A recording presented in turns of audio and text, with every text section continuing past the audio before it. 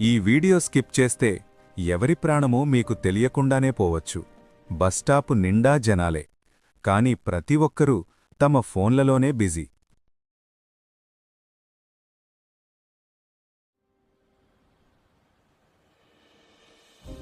అక్కడొక వృద్ధుడు, చేతిలో చిన్న కాగితం, కళ్లలో పెద్ద భయం.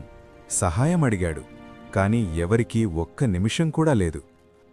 అందరూ వెళ్ళిపోయారు, కాని ఒక్కరాగారు. ఆ కాగితంలో ఉన్న మాటలు, నన్ను హాస్పిటల్కు తీసుకెళ్ళండి. ఆయన శరీరం వణికింది. సమయం చేతుల నుంచి జారిపోతోంది. అమ్మాయి ఆలస్యం చేయలేదు. వెంటనే అంబులెన్స్కు కాల్ చేసింది. ఒక్క నిమిషం, ఒక ప్రాణాన్ని కాపాడింది. ఫోన్ ఆపండి, మానవత్వాన్ని ఆన్ చేయండి.